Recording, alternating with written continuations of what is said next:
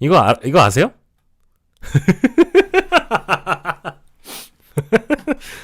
아, 재밌어요. 요즘에 재밌습니다. 예. 사실상 이준석의 대항마를 선언한 거죠. 개혁신당에서, 개혁신당에서 계속 반 이준석계의 움직임이 커지고 있습니다. 반 이준석계의 움직임이 점점 커지고 있다. 야호님, 곧 트럼프 연설한답니다. 이렇게 말씀하시는데요. 예, 트럼프하고 젤렌스키하고 싸웠는데 젤렌스키가 꼬랑지 내리고 졌어요. 밤사이에 혹시 젤렌스키의 입장을 보셨는지 모르겠지만 트럼프한테 완벽하게 꼬랑지 내리고 SOS, 항복, 백기투항 하는 워딩이 나왔거든요. 예, 그래서 끝났어요. 예, 큰형한테 까불다가 뒤질라고 까불다가 자국 국민들 다 진짜 총알바지 만들려고 했다가 아우 그래도 어쨌든 꼬랑지 내려서 다행이다라는 말씀을 일단 전해드리면서 관련된 트럼프 연설이 뭔 내용인지 모르겠네요. 트위터에다가 빅 이벤트가 있을 것처럼 어제 예고를 해놨거든요. 트럼프도 진짜 웃겨요. 자기 트위터에다가 hey, tomorrow, big event, you know, America 이것도 해놨어요. 그러면 이제 오늘 무슨 입장을 발표할 건지 이따가 속보로 전해질 거란 생각이 들고요. 그 내용은 그냥 속보 한 줄 정도로만 말씀드리도록 하겠습니다. 일단 지금 개혁신당 쪽에선 이런 움직임이 있고요. 양향자가 새로운 보수로 조기 대선 출마 가닥을 잡고 있다. 이제 요런 대목의 기사입니다. 요거는 사실은 어제 오전에 나온 기사예요. 예. 근데 이미 일찍이 자신의 페이스북이나 기자들 사이에서 도는 얘기는 허은하 전 대표와 이준석 의원 간의 내홍에 대한 문제의식도 느꼈을 뿐더러 사실은 마음이 허은하 쪽에 다 가 있다기보다는 이준석 의원에 대한 실망을 이분이 많이 하고 있거든요. 그래서 이준석 대항마가 되겠다. 이제 요렇게 지금 선언을 한 거고요. 그리고 하나 더. 조대원 최고위원회 어제 이제 게시물을 이제 보면 홍매화 건과 관련된 재밌는 이야기들이 다수 나와 있습니다. 오늘은 이준석 천하람 의원의 대표적인 거짓말 중 하나인 칠불사 홍매화 건에 대해서 말씀을 좀 드리려고 합니다. 칠불사 홍매화 건은 허은하 대표가 이준석 의원을 흔들기 위해서 비서실장인 김범준을 시켜 언론에 고의로 흘렸다라고 지속적으로 공격을 했던 부분입니다. 칠불사 홍매화 건에 대해서 제가 최초로 인지했던 순간은 천하람 의원과 이기인 최고위원이 서로를 향해서 얼굴을 붉히며 싸우는 모습을 통해 제가 칠불사 홍매화 건에 대한 대략적인 내용을 처음으로 파악하게 됐습니다. 근데 이 당시 상황이 웃겨요. 이거 잘 보시면. 자, 그 당시 칠불사 홍매화 건 당시 이기인 최고위원이 모두 발언에서 칠불사 홍매화 건에 대해 허위 사실을 유포하면 강력하게 법적 민형사상 조치를 취하겠다라고 발언을 하자. 그 다음 회의 때 천하람 의원이 얘기하기를 형은 이준석 의원이 하지 말라고 했는데 이준석 의원이 나한테 맡겨달라 내가 다 처리할 수 있다라고 얘기를 했기 때문에 더 이상 어떠한 사법 처리나 이런 거에 대해서 언급하지 말라고 했는데 왜 언급을 하는 거죠? 라고 이제 싸웠다는 거예요. 천하람이 짜증을 냈고 그러자 이기인 최고위원도 화가 났던지 천하람 의원을 향해서 네가 술 먹고 기자한테 불어가지고 이런 사단이 벌어진 거 아니야? 라고 맞대응했다는 겁니다. 제가 여러분들 기억나시겠지만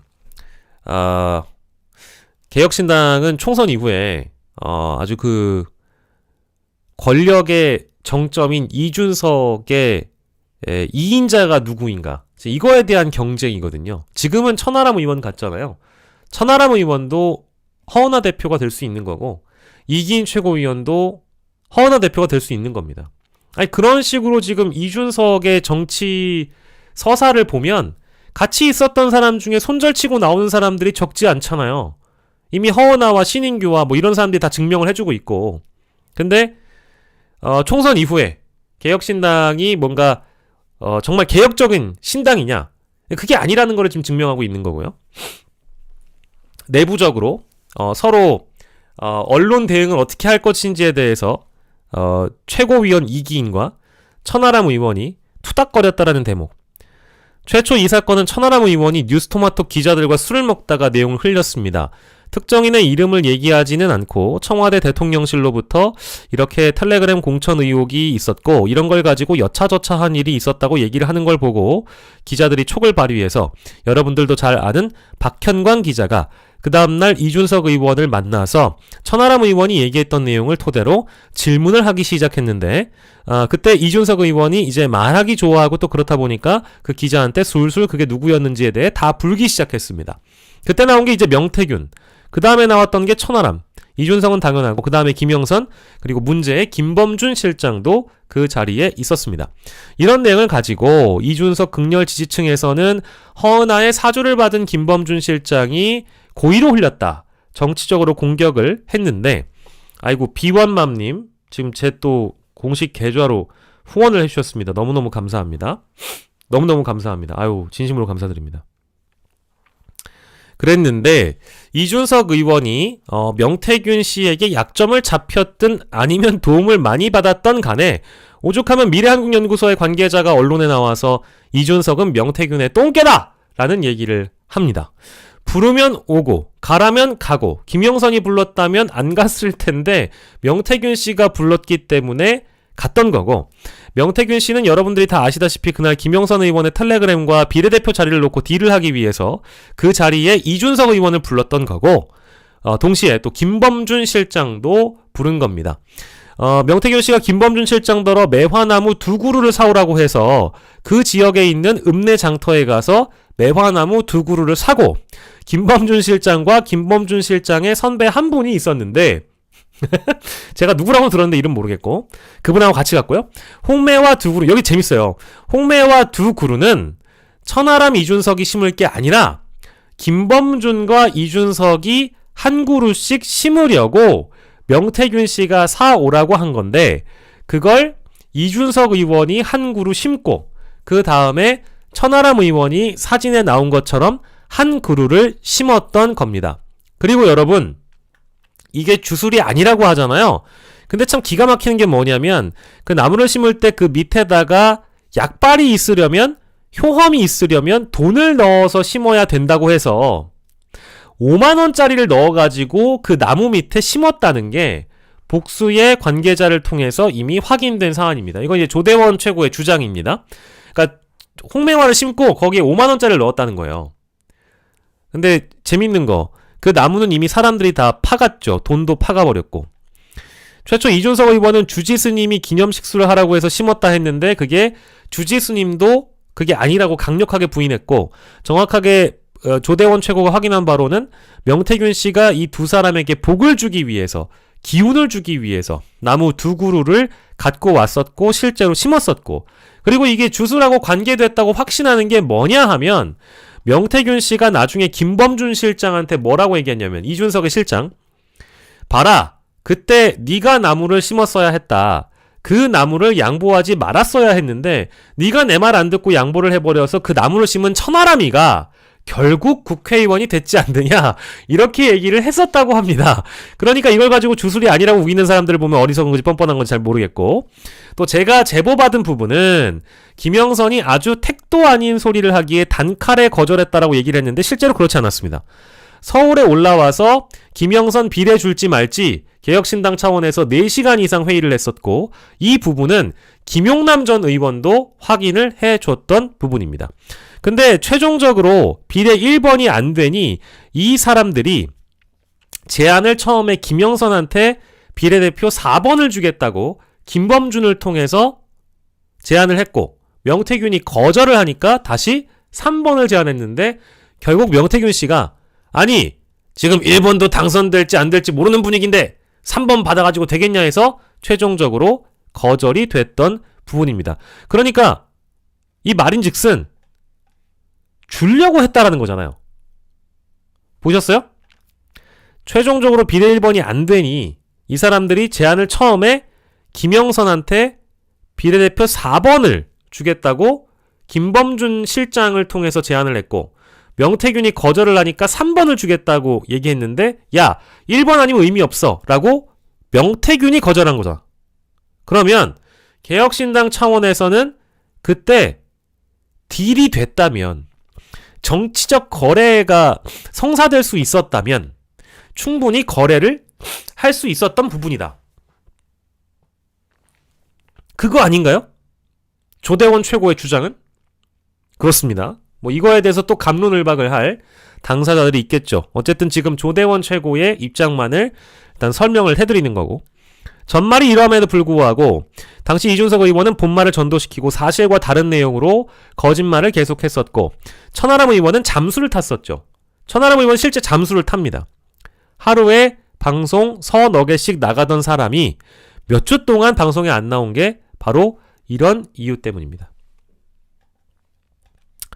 제가 최고위원회의 때, 비공개 회의 때 지속적으로 7불사 홍매화 건에 대해서 허은하 대표에게 씌워진 억울한 부분을 벗겨달라고 했는데, 이 사람들이 계속 그럴 수가 없었던 게, 진실을 밝히면 국민들한테 정치권에서 퇴출당해야 되는 상황에까지 몰리기 때문에 거짓으로 또 침묵으로 일관할 수밖에 없었다라는 사실을 다시 한번 이번에 확인을 하면서, 이준석, 천하람 의원은 우리 국가와 또 우리 당을 위해서 하루속히 퇴출시켜야 할 대상임을 저는 확신합니다. 라고 영상도 올렸고 글도 올렸는데, 이 글이 재밌죠. 제가 이 글 보는데 한편의 소설 같은 흡입력을 갖고 있어가지고 쭉 읽어보고 여러분들한테 이 7불사 홍매화 비하인드 어떤 게 있는지를 보여드리고 싶었고요. 자, 그리고 자, 조대원 얘기 여기까지만 하고요. 하나 더. 어제 박형광 기자가 장윤선의 취재 편의점에서 기가 막힌 내용을 하나 얘기합니다. 1분짜리예요. 들어보시죠. 그리고 근데 제가 윤선 선배가 말씀하시면서 들었던 생각은, 사실 이제 말씀하시니까 제가 얘기를 꺼내는데, 이거 기사를 안 쓸 건데 대략적인 거 좀 말씀드리면, 이준석 의원이 이번에 대선 준비하고 있잖아요. 네. 그 무한 참사 유가족을 접촉한 걸로 알고 있어요. 들으셨습니까? 캠프로 들어와 달라. 제가 누군지 말씀드리면, 이준석 의원이 이번에 대선 준비하고 있잖아요. 네. 그 무한 참사 유가족을 접촉한 걸로 알고 있어요. 캠프로 들어와 달라. 제가 누군지 특정하지 않겠습니다. 무한 참사 유가족? 예. 그러니까 저는 이게 굉장히 안 좋은 행태라고 봐요.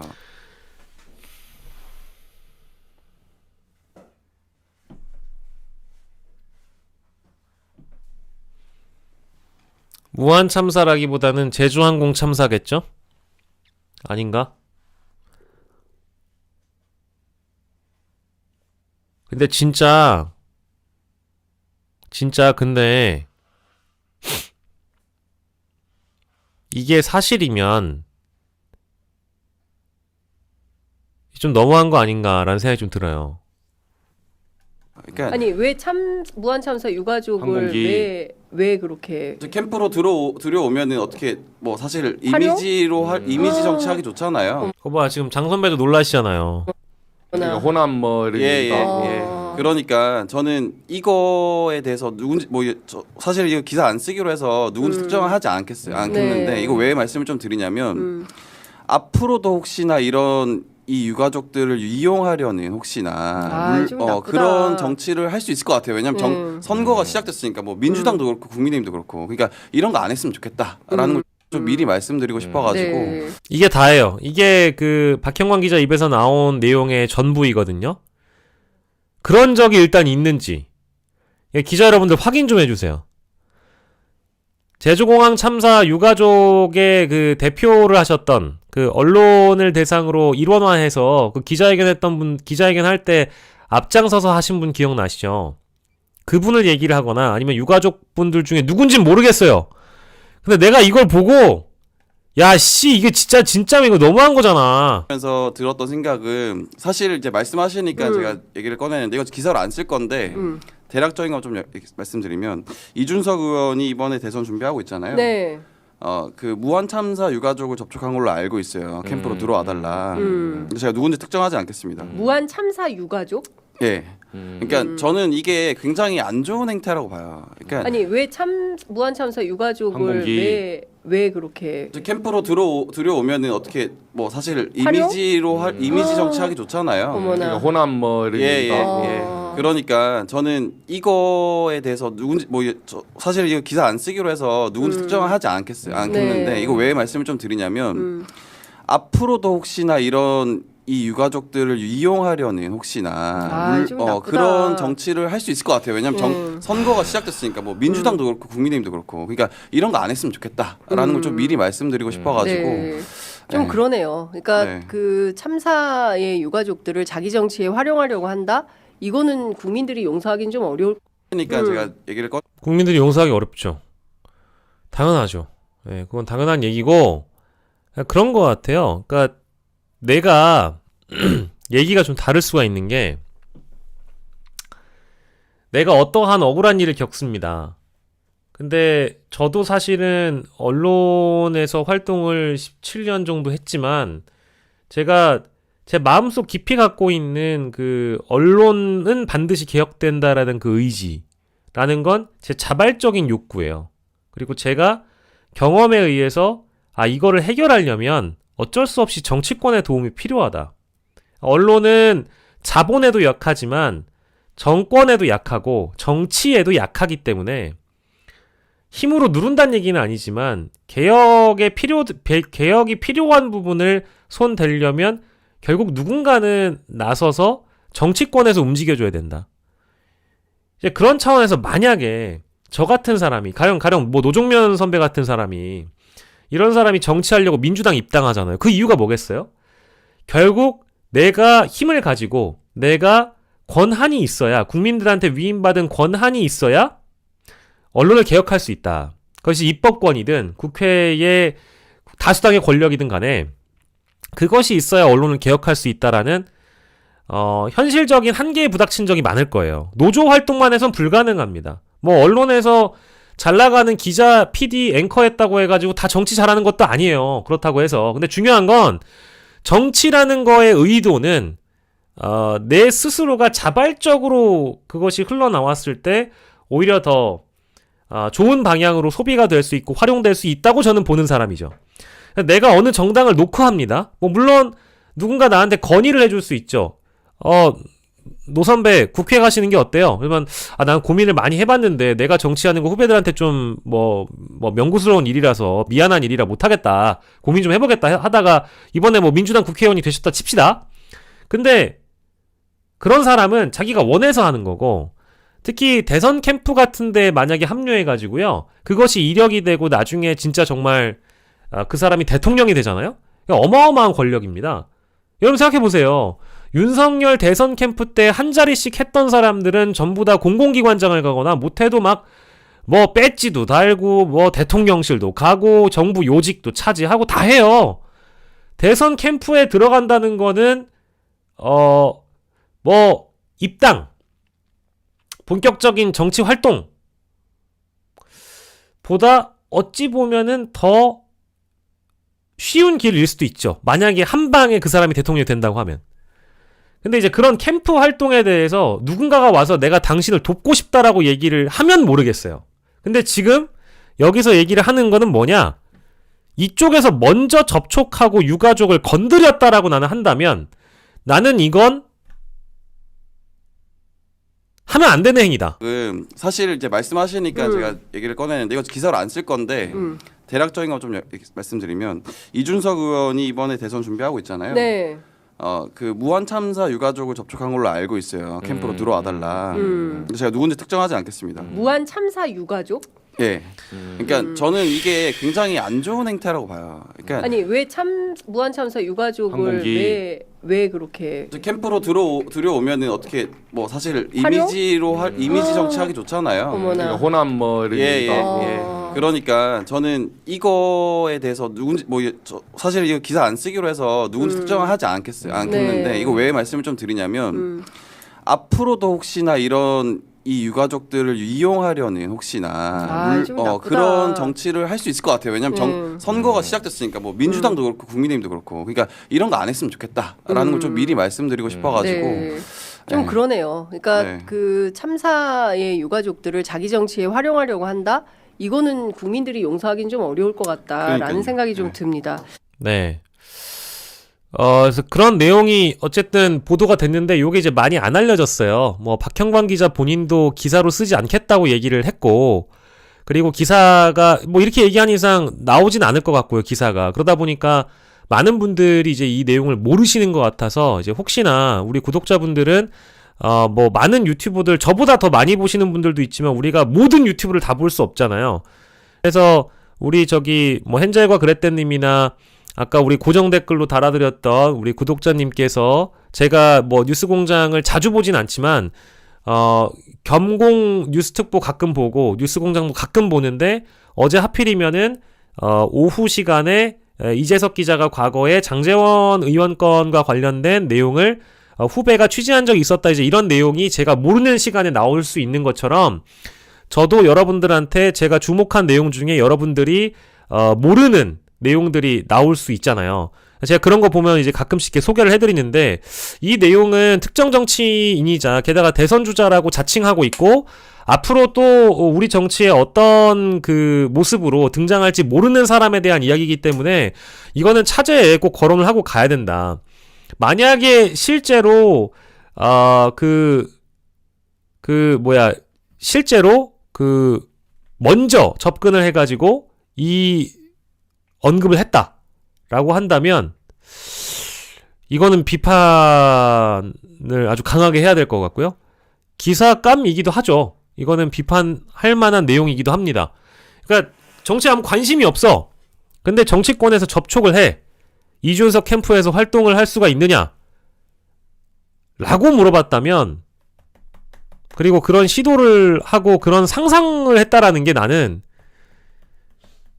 올해 초에 있었던 일 아니에요? 1월이잖아, 1월.